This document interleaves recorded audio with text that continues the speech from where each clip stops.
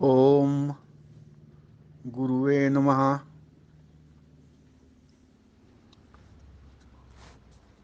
सुगवेच्या सर्व सदस्यांना माझे आशीर्वाद.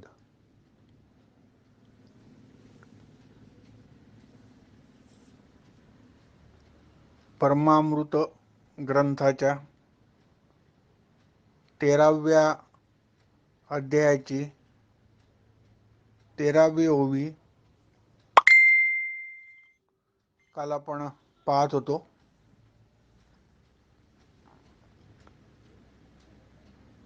आणि चर्चा थोडी अर्धी राहिली होती, तीच आज परत पाहूया. भोगिती स्वरूप रहस्य करिता सद्गुरूचे दास्य, परिभेद नाही सामरस्य जाणती जीवेश्वराचे. अशी ही ओवी आहे. तर हा मुद्दा एक असा होता की गुरुकडे सेवारत असताना जर शिष्याला ज्ञान झालं तर शिष्य काही स्वतःहून गुरुला म्हणत नाही की नाही नाही झाली आता माझी सेवा, आता मी पण ज्ञानी झालो आणि मलाही आता स्वरूप साक्षात्कार झाला आणि मला आता तुमच्या एवढंच कळायला लागलेलं आहे, किंबहुना तुमच्यापेक्षा थोडंसं जास्तीच कळायला लागलं आणि आता मी जातो दुसरीकडे, कुठे माझा आश्रम सुरू करतो, माझे शिष्य करतो आणि गुरु म्हणून आपलं ऐश्वर्य भोगतो. असं काही शिष्य आपल्या गुरुला काही म्हणत नाही. मग काय करतात, शिष्य झाल्यानंतर, ज्ञान झाल्यानंतर हा शिष्य भोगिती स्वरूप रहस्य, त्याला ज्या परमानंदाची प्राप्ती झाली असते, त्याला जो आत्मसाक्षात्कार झाला असतो, त्यामुळे शरीरभर मनामध्ये आणि अंतःकरणात ज्या सतत आनंदाच्या उकळ्या फुटत असतात,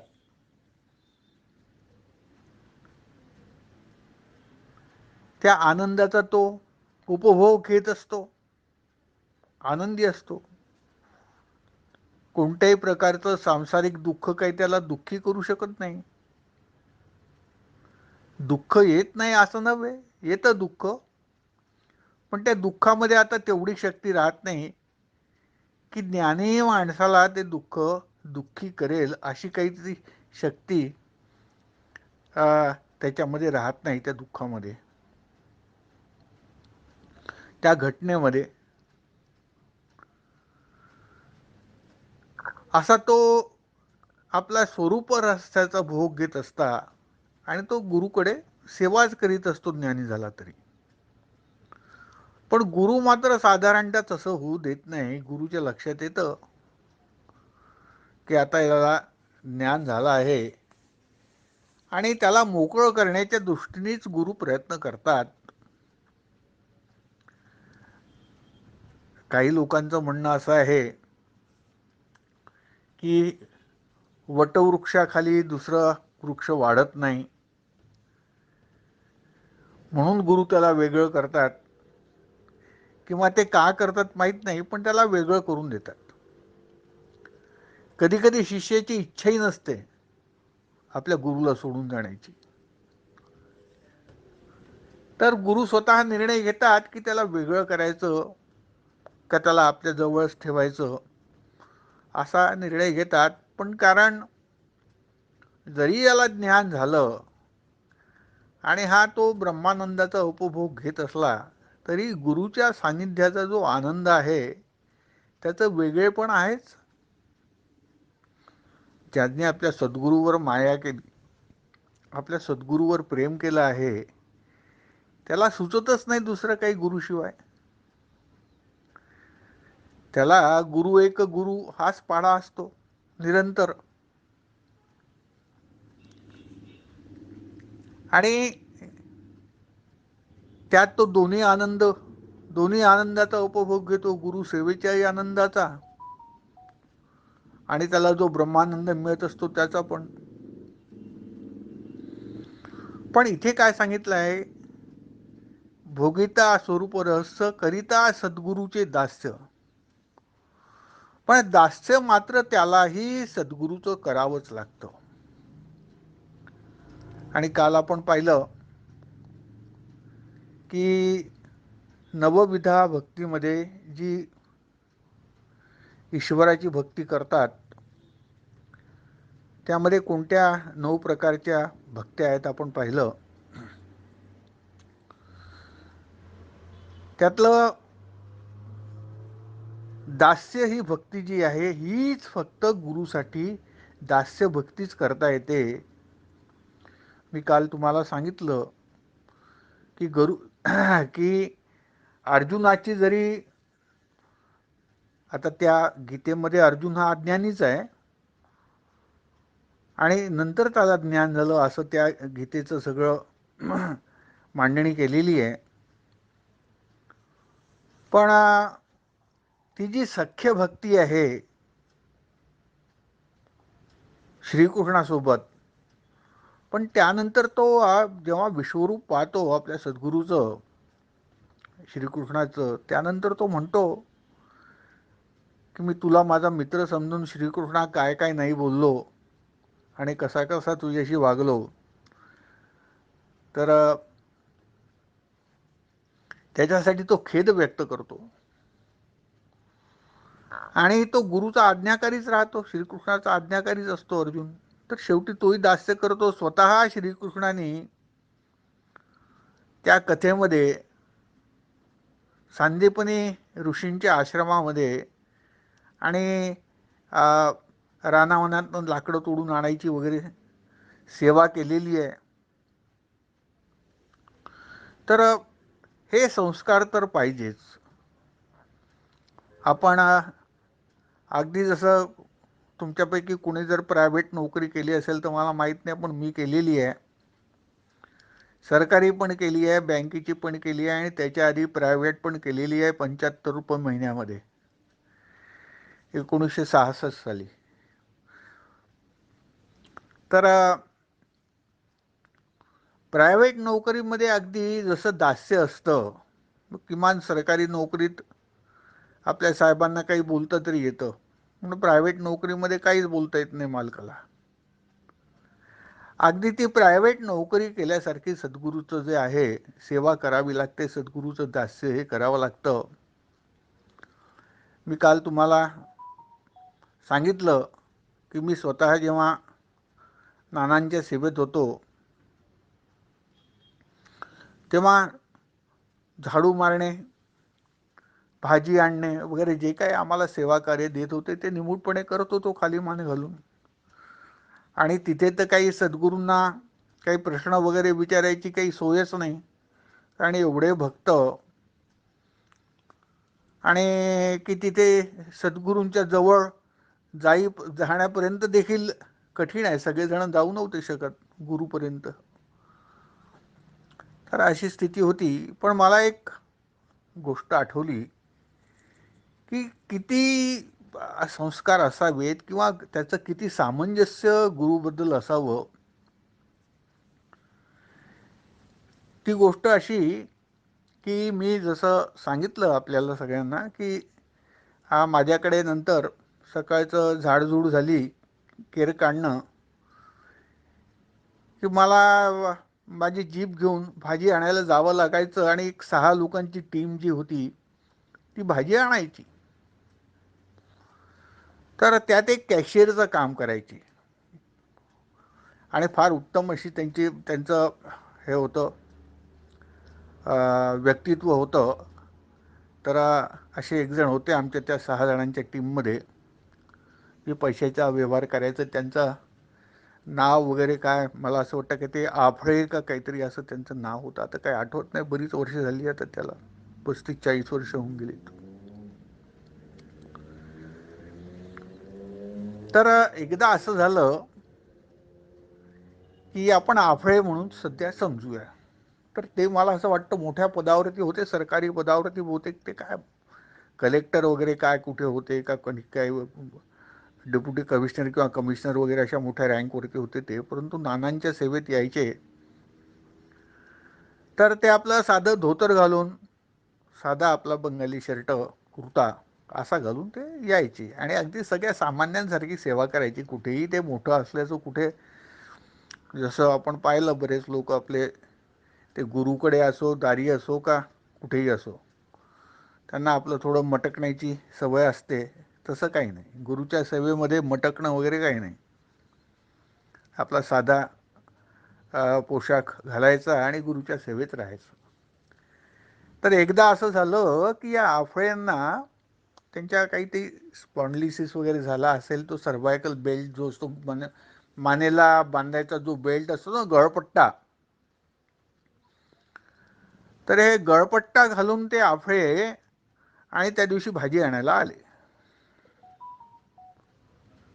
हे गळपट्टा घालून आले तर कोणीतरी त्यांना विचारलं की हो साहेब, काय झालं मानेला, कालपर्यंत तर बरं होतं. ते म्हणे काही नाही, काही झालं वगैरे काही नाही, हे आमच्या नानांनी आमच्या गळ्यामध्ये पट्टा घालून दिला, काहीतरी चुकलं असेल आमचं, आणि तसे आम्ही आमच्या गुरुचे श्वानच आहोत, त्यामुळे पट्ट्या घालणं आम्हाला इष्टच होतं, असं ते बोलले. म्हणजे मी गुरुचा कुत्रा, अशी एवढ्या मोठ्या अधिकारी असलेल्या लोकांची भावना पहा, काय संस्कार त्यांचे. ही सत्य गोष्ट आहे. तर त्या नानांनी आम्हाला आमच्या गळ्यात पट्टा घालून दिला असं ते बोलले, काहीतरी आमचं चुकलं असावं, आम्ही श्वान आहोत त्यांचे. हा हा हा, केवढा मी, माझ्या गुरुचा मी कुत्रा, हे बोलायला आणि एवढ्या मोठ्या माणसाला काय असं लाज वगैरे नाही वाटली. आणि आम्हाला यत्कश्चित आमच्यामध्ये काहीच नाही, वास्तविक पाहता काय आहे, आम्ही काही अंबानी आहोत का, आम्ही काही तेंडुलकर आहोत का, आम्ही काही कोणी जगप्रसिद्ध कोणी व्यक्ती आहोत, कोण आहोत आम्ही, आणि काय आहे आमच्याजवळ एवढं. पण नाही, आम्हाला बापरे बापरे बापरे केवढा अहंकार आम्हाला. आम्ही असं म्हणू का की माझ्या गुरुचा कुत्रा आहे म्हणून, नाही म्हणणार. पण आम्ही त्या तिथे नानांकडल्या संस्कारात राहिलो, मी बऱ्याच गोष्टी तिथे शिकलो आणि त्या तिथे शिकल्यामुळे मला कधीही त्रास झाला नाही. खपटी बाबांकडे, खपटी बाबांकडे वाटतील ती कामं सांगायची. काय सांगतील बाबा, काही नेम आहे? कधी ड्रायव्हिंग करायला सांगायचे, कधी झाडू मारायला सांगायचे, कधी काही काय ते काय सांगतील, कधी काही दूध काढायला सांगायचे, कधी इकडे जाऊन ये, कधी तिकडे जाऊन ये, कधी हे कर, कधी ते कर. दास म्हणजे दास. दासाला जसं आपण कोणतंही काम सांगू आपल्याकडल्या नोकराला, गुलामाला, अगदी तसं काम सांगायचे खपटी बाबा, आणि आम्हाला मोठा आनंद व्हायचा. तर असं त्या गुरुच्या दास्यातला जो आनंद आहे, कारण या दास्यामधनंच जे आहे सगळं शिकायचं असतं. आणि आपण पहा, असं नाही आहे आजही काही ती प्रथा काही गेली असं नाही आहे. आजही जे कोणी आपले शिक्षक किंवा आपल्या डिपार्टमेंटमध्ये आपले हेड असतात, मोठ्या मोठ्या असतात, आपल्या याच्यामध्ये सिनियर असतात एखाद्या फॅकल्टीमध्ये, तर त्याला फार रिस्पेक्ट करतात, त्याच्या आज्ञेचं पालन करतात, त्याच्यासमोर जास्ती बोलत नाही, त्यांनी काही बोललं तर खाली मान घालतात. मी आत्ता अगदी एक उदाहरण सांगतो. या दिलीप आपले जे आहेत कॅशियर, त्यांची मुलगी 1-1.5 महिना चांदूरला होती, ती आता डॉक्टर झालेली आहे, अगदी MBBS डॉक्टर आहे दिलीपची मुलगी. माझ्या पायाला उंदीर चावला आणि आम्ही अमरावतीला दाखवायला गेलो तेव्हा ती माझ्यासोबत होती. आणि ज्या डॉक्टरकडे गेलो होतो आम्ही, तो पण काहीतरी तिथला मेडिकल कॉलेजच्या अमरावतीच्या कुठल्या तरी, आणि काय डीन बिन होता का काय, आणखी डिपार्टमेंटल हेड होता माहीत नाही. पण ही मुलगी त्याला समजावून सांगायला गेली की हे असं असं झालं, असं असं झालं, त्यामुळे मला असं वाटतंय, त्यामुळे मी ही ट्रीटमेंट करते आहे. आणि त्या दिलीपच्या मुलीच्या प्रत्येक शब्दाला हे ते सिनियर डॉक्टर असे विचित्र उत्तर देत होते की तुला काही समजतं का, हे असं करतात का, हे शिकली का तू, किंवा काय काय वाटेल ते बोलत होते तिला. आणि ती आपली खाली मान घालून ऐकत होती. तर हे त्या डॉक्टरमध्ये किंवा कुठल्याही आणखी फॅकल्टीजमध्ये जसं सिनियर लोकांचं, आपल्यापेक्षा मोठ्या लोकांचं ऐकतात, तसाच हा भाग जो आहे हा गुरुकडे असतो. गुरुकडे आपण ज्ञान घेत असताना किंवा गुरुच्या सेवेमध्ये असताना जे आहे गुरुचं दास्यच करावं लागतं. अगदी आता छोट्या छोट्या अशा गोष्टी की ज्याच्यामुळे गुरुला कुठे आपला अहंकार वाटायला नको की अरे हा माझा शिष्य आहे पण याचा तर अहंकार अजून गेलेला नाही असं वाटायला नको, असं आपण गुरुसमोर वागायला पाहिजे. आपले सुरेशराव वेदांतवार दिवसभरामध्ये 3 ड्रेस बदलावायचे. पहिल्यांदा सकाळी केशरी घालायचे, मग दुपारी काहीतरी वेगळाच ड्रेस घालायचे आणि रात्री वेगळाच ड्रेस घालायचे. एकदा मी त्यांना बोलवलं, 2-3 वर्षापूर्वीची गोष्ट आहे. त्यांना म्हटलं सुरेशराव, आपण इथे वैराग्य पालन करायसाठी आलो आहोत, गुरुच्या आश्रमात आलेलो आहोत. हा काही फॅशन शो नाही आहे की दिवसभरात 3 ड्रेस बदलवायसाठी. काही गरज नाही आहे. कोणतंही एक ठरवा आणि एक घाला, शुभ्र वेश घाला. त्या एक शब्द मी फक्त सुरेशरावांना बोललो, सुरेशराव वेदांतवारांना. त्यानंतर आजपर्यंत त्यांनी पांढरा शर्ट, पांढऱ्या पैजामापेक्षा वेगळं काहीही तिथे घातलेलं नाही. तर असं आपण शिस्त आपण स्वतःच लावून घ्यायची आणि गुरुचं दास्य करायचं. दास्य हा भाव पाहिजे. काय गुरु काय, आता ते आमच्या खपतीबाबांची गोष्ट वेगळी होती. ते जुन्या पिढीतले संत होते. ते संत म्हणजे महासिद्ध पुरुष होते. तर दास्य त्याचा अर्थ असा की मी हे फार श्रेष्ठ आहेत, हे ईश्वर आहेत, यांची मला सेवा करायची आहे, असा भाव पाहिजे प्रत्येकच बाबतीमध्ये. आणि त्यामध्ये दास्य स्वीकारल्यामुळे गुरूंना प्रश्न विचारायचे नाही. कारण आता पहा, मी आणि किंवा गुरूंना काही फार सजेस्ट करायचं नाही. मी एकदा एक गोष्ट सांगतो तुम्हाला. आम्ही ही 95-96ची गोष्ट, 96ची गोष्ट असेल बरोबर, 96. खपती महाराज पुण्याला आले होते आमच्याकडे. आणि तेव्हा मी पुणे आणि मुंबई असं दोन्हीकडे राहत होतो. दोन्ही ठिकाणी माझे घर होते. पुण्याला महाराजांनी एक दिवस अचानक सांगितलं, म्हणाले मला पंढरपुरी गाय विकत घेऊन दे. आता त्यावेळेला काय, ती पंढरपुरी गाय आपली चांदूरला मिळाली असती किंवा फार तर यवतमाळला मिळाली असती, अमरावतीला मिळाली असती. आणि त्यावेळेला किमती अशा होत्या, 3-4 हजार, फार तर 5,000 मिळाली असती. आणि मग महाराजांनी हट्टच धरला. मला तिथे हे आहे, मी तर त्यांना काही बोललोच नाही एक शब्द. पण कोणी त्यांना म्हटलं असेल की महाराज आपल्या यवतमाळलाच पंढरपूरची गाय मिळते, किंवा अमरावतीला मिळू शकेल किंवा चांदूरला मिळू शकेल. महाराज म्हणाले ते काही नाही, मला इथलीच पाहिजे पंढरपूरची गाय.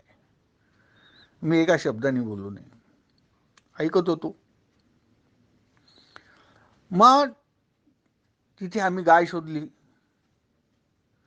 गाय शोधल्यानंतर पंढरपुरी गाय करता करता आम्हाला पंढरपुरी गाय जी आहे ती 10,000 रुपयाला एक गाय मिळाली. ती आवडली महाराजांना. महाराजांना घेतली ती गाय. तिथे घेतली पहा पुण्याला. मग त्यांना कोणीतरी सजेस्ट केलं की आता ही ती गाय जी आहे ही आता चांदूरला पाठवायची, वाघापूरला पाठवायची, म्हणजे आपण त्या वॅगनमधनं वगैरे पाठवू. रेल्वेच्या वॅगनमध्ये बुक करून जातात हे प्राणी. ते म्हणाले काही नाही काही नाही, ट्रकने पाठवा. आणि ती गाय जी आहे ती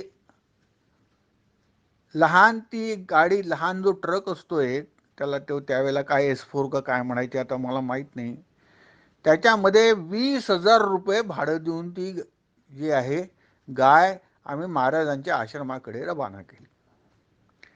आता एवढं होईपर्यंत मी एका शब्दाने बोललो नाही,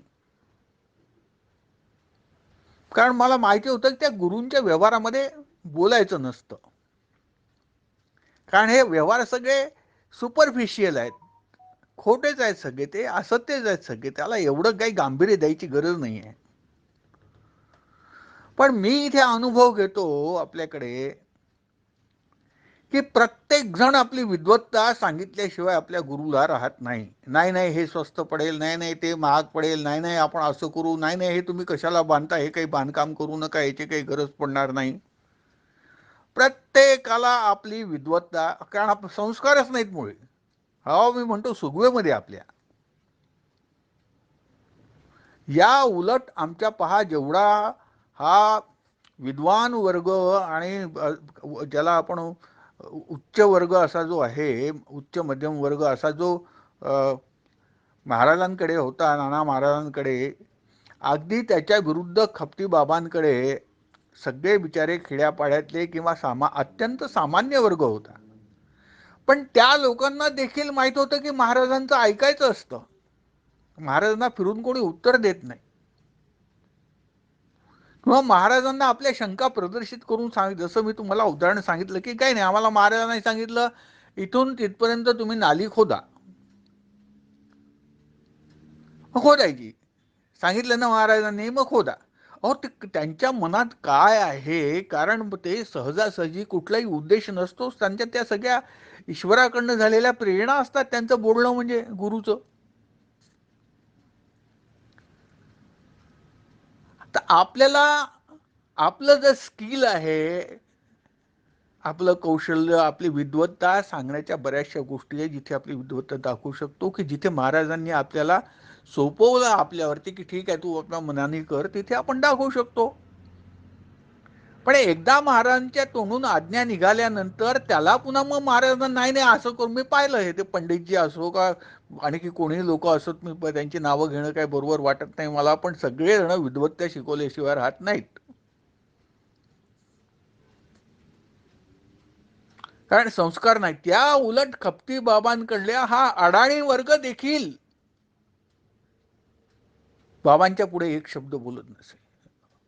हो, एक दिवसासाठी सेवेसाठी आलेले लोक, सरकारी नोकरी करणारे, त्यांना महाराज महिना महिना थांबवून घ्यायचे, ते सस्पेंड व्हायची वेळ यायची, पण महाराज सोडायचे नाही, तरी बिचारे होऊ नये का चू नाही बोलायचे.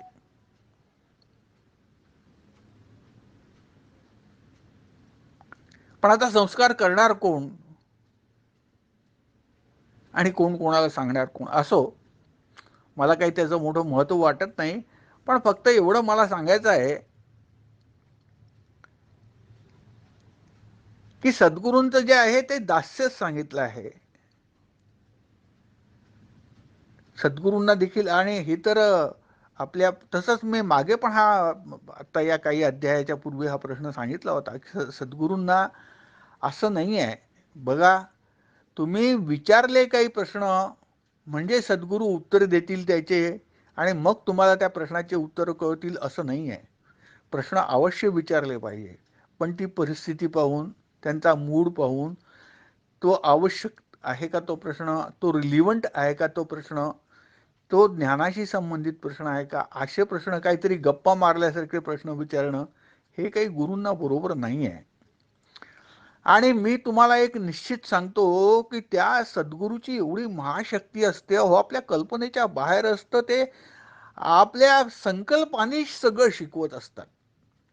उदाहरण सांगतो, तुम्हाला जर असं वाटलं, तुम्ही एखाद्या पुस्तक घेतलं आणि याचा अभ्यास करत आहात किंवा तुम्ही वाचलात ते पुस्तक, ज्ञानाचं पुस्तक, देव कोठे आहे काहीतरी वाचताय पुस्तक आपलं, आणि हे देव कोठे आहे वाचत असताना जर एखादा तुम्हाला समजलं नाही आणि तुम्ही खरोखरच महाराजांची श्रद्धेने सेवा करत असाल, तुमच्या गुरुची सेवा करत असाल, तुम्ही गुरुचे खरे शिष्य असाल, तर तुम्हाला निश्चित सांगतो त्या गुरुच्या कृपेने असा प्रसंग येईल की ते गुरु आपल्या तोंडाने सांगतील, नाहीतर स्वप्नात सांगतील, नाहीतर दुसऱ्या कोणतं तरी आपोआप पुस्तक तुमच्या हात येईल, त्याच्यामध्ये त्या प्रश्नाचं उत्तर तुम्हाला मिळेल.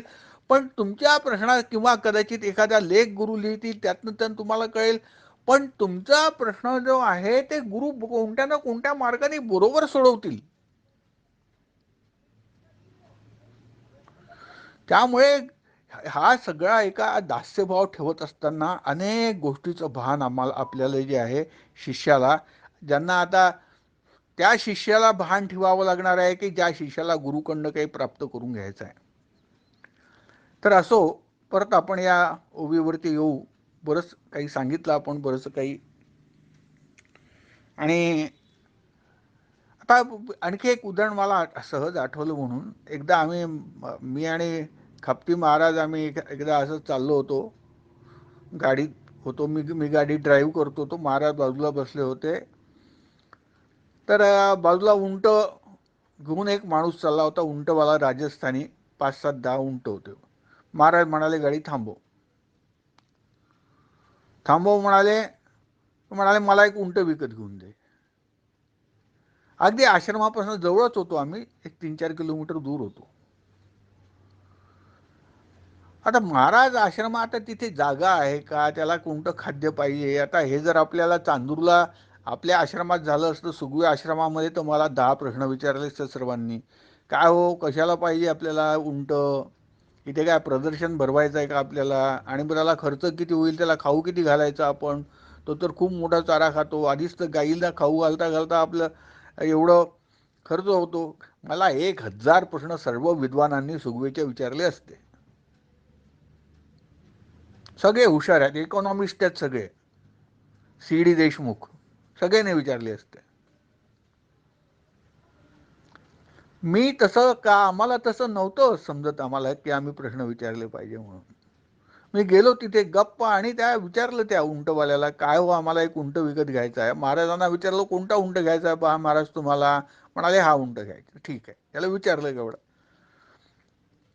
मग त्यांनी सांगितलं म्हणे 15,000. महाराजांजवळ आलो, म्हटलं महाराज तो 15,000 सांगतोय. नाही नाही म्हणे, त्याला 8,000ला माग. परत गेलो, म्हटलं आमचे महाराज 8,000 द्यायला तयार आहे, देतो का तू. त्याने एकदा महाराजांकडे पाहिलं आणि त्याला काय वाटलं माहित नाही. तू म्हणे ठीक आहे, जे काय द्यायचं ते द्या, महाराज आहेत त्यांना मी माझ्याकडनं ही भेट म्हणून देतो. आणि आम्ही त्याला कसे माहीत नाही त्या दिवशी कसे काय माझ्याजवळ पैसे होते, 8,000 रुपये मी लगेच दिले. आणि त्या उंटवाल्यांनी त्याला सांगितलं की इथे आमचा आश्रम आहे, ते सोडू. तर उंट घेतला आम्ही. तर मला म्हणायचं असं आहे की तुम्हाला जर गुरुपासून जास्तीत जास्त चांगलं एक्स्ट्रॅक्ट करून घ्यायचं असेल, जास्तीत जास्त तुम्हाला गुरुकडनं आपल्या जे आहे ज्ञान अवगत करून घ्यायचं असेल चांगले, तर हे संस्कार आपल्यावरती पाहिजे. आणखी त्या गुरुमधला, कारण ते गुरु थोर असतात, ते पोचलेले असतात, ते ईश्वरमय झालेले असतात. त्यांना आता वाचतोय आपण याच्यामध्ये, हे काही एकट्या या काय म्हणतात त्याला मुकुंदराजांनी लिहिलेलं नाही आहे. प्रत्येक ग्रंथामध्ये थोर मोठ्या सगळ्या संतांनी हे लिहिलेलं आहे. अगदी ते काही सगळे मूर्ख आणि अनएज्युकेटेड होते असं नाही आहे, अनुभवी होते. तेच तेच लिहिलेलं आहे.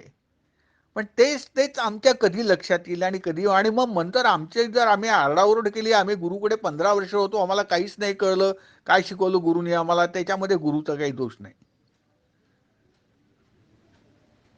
आम्ही कितपत मी फार स्पष्ट आणि खरं खणखणीत खरं खरं बोलतो आहे, त्याचं काही वाईट वाटलं तर मला काही त्याची पर्वा नाही आहे. पण आम्ही स्वतःला गुरुकडनं खरोखरच काही हे करून घेतलं आहे का शिकण्यासारखं, आणि शेवटी आमचा उद्देश काय आहे, आम्हाला गुरुकडनं काय प्राप्त करून घ्यायचं असं काही ठरवलं आहे का आम्ही, आणि किती वेळात प्राप्त करून घ्यायचं, आणि त्यासाठी आम्ही काय काय त्याग केला आहे, आम्ही सोडला का अहंकार आमचा, आम्ही मोठेपण सोडला आहे का, आम्ही गुरूंचं ते म्हणतील तसं ऐकतो का, आम्ही तो दास्यभाव स्वीकारला आहे का, हे प्रश्न तरी आम्ही स्वतःला विचारतो का. तर असं सगळं आहे. तर असो, आज देखील ही ओवी पूर्ण नाही झाली, पण आज पूर्ण करूया.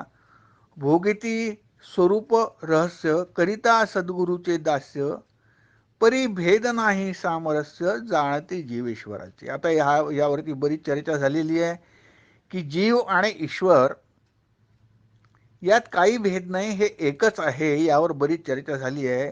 तर हा जो ज्ञान झालेला जो हे असतो, साधक असतो, ज्याला ज्ञान झालं असतं, ज्याला स्वरूप ज्ञान झालं असतं, तो त्या जीवामध्ये आणि ईश्वरामध्ये काहीही भेद समजत नाही, दोघांमध्ये सामरस्य समजतो. असा या 13व्या ओवीचा अर्थ आहे. उद्या आपण 14वी ओवी पाहू. आता इथे थांबवतो. सर्वांना माझे आशीर्वाद.